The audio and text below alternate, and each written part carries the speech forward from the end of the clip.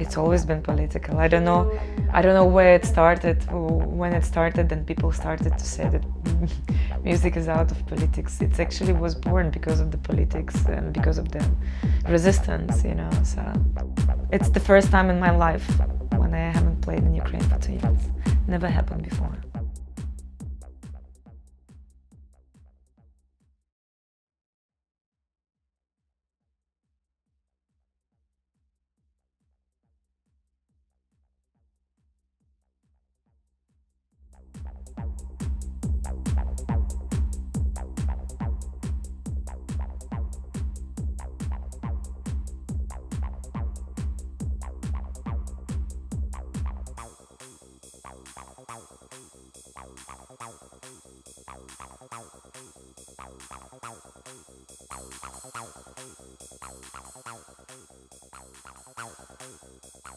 Ukraine has been #1 topic for the last 1.5 years, and people are curious about the culture, about everything that, you know.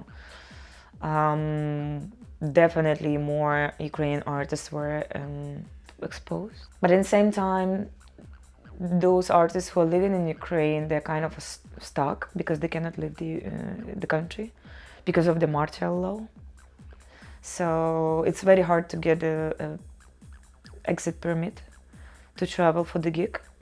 So if this wouldn't be a problem, then I guess the Ukrainian artists were more popular and they could travel more, you know, represent the country, the local culture. But because of the martial law, they are stuck. It's harder and harder now to get the permission because many artists used the permission to leave the country and they never came back. So now the procedure of getting the permit is getting harder and harder, and it doesn't help the industry and the culture in general, and also much less tourists, of course. That's why it became smaller. Also because of the curfew, because it's a daytime events now, so people party during the daytime. During the summer, I think it was 11 or 12. Now I think it's kind of the same, maybe 11 p.m. until 5 or 6 in the morning. So yeah, everybody stays home and during the night, which is, you know, it's not bad actually. Every time I go to Ukraine, it's nice to have a full day of adventures, and then sleep good. Yeah, and then at 11 o'clock, okay, bye. And you're sleeping, and then again in the morning you're fresh, you're full of energy. It's a nice kind of regime, but of course it's still a limitation. It's not a choice. You cannot choose that. It's a rule. It's a law. The scene in Ukraine now is quite responsible, and I mean, to make a party over the night is irresponsible, I think. It's not pandemic, it's a war, you know. It's a war, and then if you have something during the night, you're responsible for the people staying in your club, so it's not good. When the revolution happened in 2013 and 14, like 10 years ago, it was a revolution of dignity in Maidan. And that was the point when we got united, everybody. Like there were literally nobody standing aside. We got into one thing, we were going one direction, supporting each other. I think it was a turning point in general in the Ukrainian scene, because that was something that has changed everything. Because back in the days, it was a classic story. When you decide to make an event on a certain weekend, and when the other promoter sees that you are making an event in this weekend, he also wants to do an event in this weekend. And then you compete, and then you don't have enough people for both of the parties, you know, like, and it's just, it doesn't help the culture, it doesn't help the scene, it doesn't help parties or business, whatever. So this was quite a toxic competition, which is quite normal pretty much everywhere. It happens quite often. But then when the revolution happened, we had a lack of international support. We didn't have international artists because they were scared to come to Ukraine to play. They were, of course, aware of the events and they didn't want to risk it. And that was the moment when actually the local residents showed the masterclass of how actually to play music. And Ukrainian audience had no choice, and they finally listened to the local artists, and they realized that local artists are much more interesting and strong than international guests, because being a resident in a certain area, you need to provide different stuff every weekend because you're playing every weekend. You cannot play the same music, so you kind of, growing, you're searching, digging, experimenting, and that's what is like a key of the growth. But international artists, I know for myself, and I know that it works for everybody. Like you got some a playlist of super strong tracks which are like definitely working on a dance floor, and this is your job to deliver as a headliner. But it's not so much space to step left and right, so you kind of go one way of delivering, prove that you are worth a big name, to be a headliner. And the work and the job of a resident DJ is different. Is more opportunities, more ways to express yourself. Like longer sets, first sets like intro sets or outro sets. Like opening, closing. So, and that's how Ukrainian audience actually realized that we love our residents and we trust them more than anybody else. And that's how this thing started to grow. Promoters started to collaborate with each other, agree the date. Like, for example, we didn't have to, but we did discuss with each other who is bringing who, when is the date, how to split the date so nobody is competing, or if it really happens, then we have two big events in the city in one night. There were even like we were practicing that you could buy a ticket for two events, and the timetable of the international artists were built up in a way that you can go to one party and then to switch to another. So you can actually visit both parties, buying one ticket, and the timetable will be, sustainable. I don't know how to say it. Like if it's a correct word.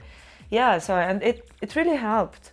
But what now is happening is that at some point, yes, we got united because we have one enemy abroad. We all fighting against one enemy.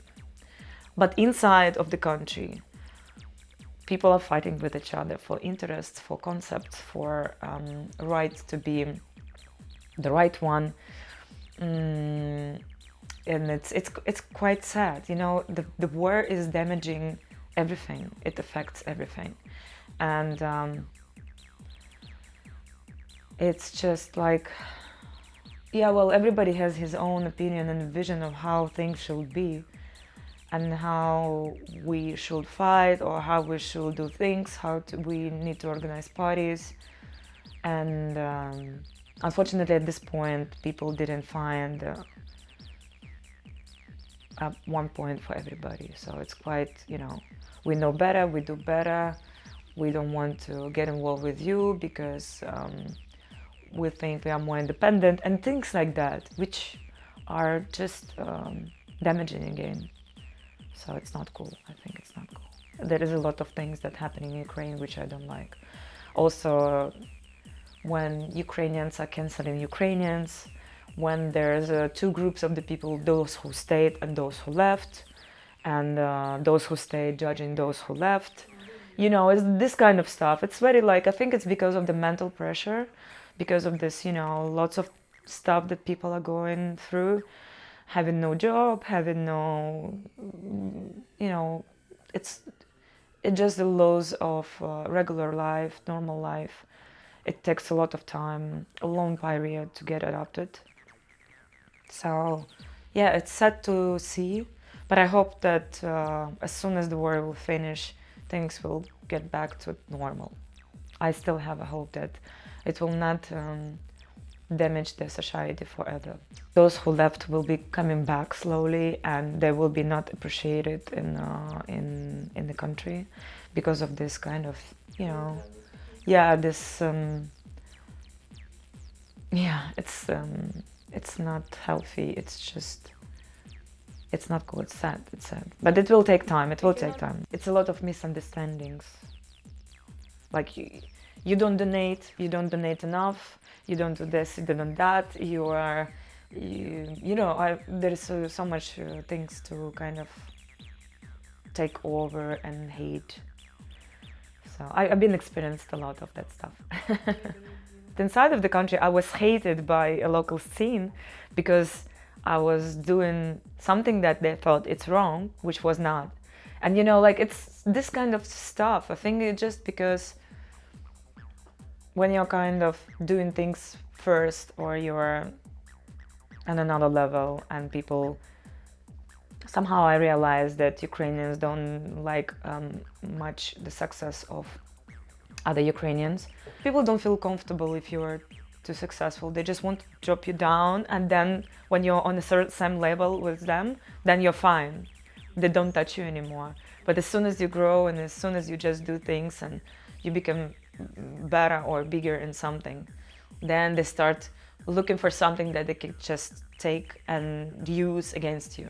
It's like, for some of the people, it's easier to drop other people down rather than just grow themselves, you know.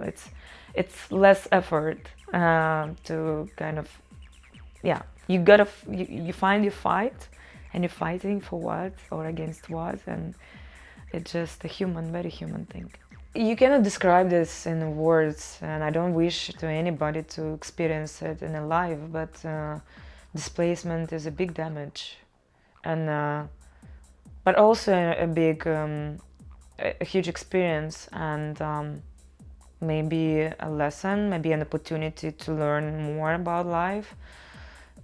This I'm saying because I'm trying to find also some positive things in this.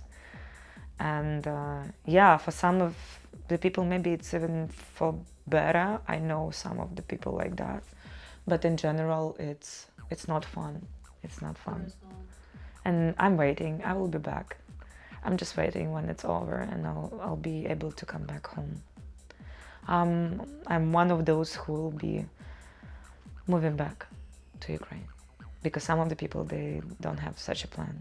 See, I'm a citizen of Ukraine. I'm not a citizen of the world. My home is in Ukraine. My home is not in my heart.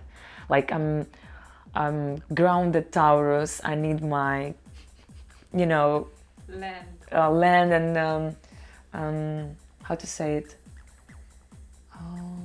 Roots. Yeah, my roots are in Ukraine, so I need to connect to them again. It's the first time in my life when I haven't played in Ukraine for 2 years. Never happened before, since my career started in 2005. So, but I'm coming back in January. I'll be doing a little party for donation. So the entrance is free. You just donate how much you want, from €1 to 50, whatever. It's your decision. And I just want to make a little showcase of my label. Because my friends who I just released the record, they live in Lviv, which is a big, well-known historical city in the west part of Ukraine. And one artist whose EP is coming the next. So it will be like a bridge between two releases. And finally I'll be playing also in my country, because I'll be going there to study production. My friend is gonna teach me Ableton Push, and I just wanted to kind of make maximum useful the trip.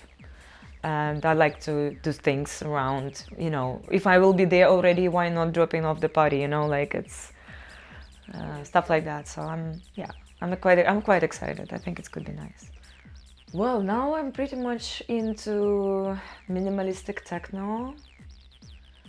What I recently found out, there is a genre which some of the people call sci-fi techno. Sci-fi techno. And I actually really like it. I think it's a perfect description. I like this minimalistic techno with some weird sounds, but not weird, like not a modular techno, for example, not this random sequences and sounds, but really something alien or something that is catchy for your ears. I like to, well, my favorite gigs are where I can play this conceptual techno, where I can actually express myself in the way that I want to express. Because being a headliner, it's a lot of responsibility, because you are a deliverer, and the people have an expectations, and the promoter paid you a big fee, you know, so you need to justify all of this. And that's why it's a responsibility, because everybody in the end has to be happy, has to stay happy. Promoters, crowd, and yourself. But when I played the small clubs with a nice sound system, like I did 2 weeks ago in Mexico City, that was cool, you know, when you have no pressure around the event and you just go wherever you feel like. This is the best, this is the favorite of any artist, I guess. It doesn't happen every time, but when it's happening, then you just, you know, you feel a purpose. You feel like, wow, this is exactly what I wanted to do. This is exactly what I feel, and I think that people should listen now with me, you know. This is what I can offer. This is the best I can offer to them. And this is the point, because it's not popular music. And when people see you playing something, you know, this kind of weird, cool techno stuff, which is not too much, and it's super sexy, it's nice to listen, and the groove is just, it's so intelligent, you know, like it's just, you don't need much details about it. You just kind of like Romanian minimal, but a different, with a different flavor. You know, why Romanian minimal became popular, especially for the after parties, why it could be good for a long parties, because it doesn't bother in your ears. So you can listen and listen and listen. It doesn't bother you. It's just like, you know, you can spend hours listening to this kind of music. Drive, or like you can stay hours and days at the party with such music. And I found my interest, like my kind of a sound in techno music, which is also similar to that. The character, I would say, the principle of it, how it works. It doesn't damage in your ear. You can listen to it a long time. It doesn't bother you. But there is a lot of like certain sounds popping up here and there. The balance between left and right, and you know, this kind of spacey, outstanding vibe. Yeah, this is what I love to do right now, and that's where I feel excited. I feel, you know, yeah, it makes me feel excited to play such a sound. There is one track which was the opening track of each of my set in the beginning of war. I've got it from an artist who used to be a resident of Nastia, of my label. His name is Vitalii, and the track called, it starts from the voice recording of the Ostrov Zmyny, is the island in the Black Sea, which was attacked by Russians in the beginning of the war. There were soldiers, of course, because it's a military base on this island, and Russian warship came to this island, and they say like, you need to, you know, how to say, give up, yeah, and we'll take over the island. And the soldier on the radio said, Russian warship, go fuck yourself. And I always felt like, fuck, you're Russian. Like, yeah, it's very protesting.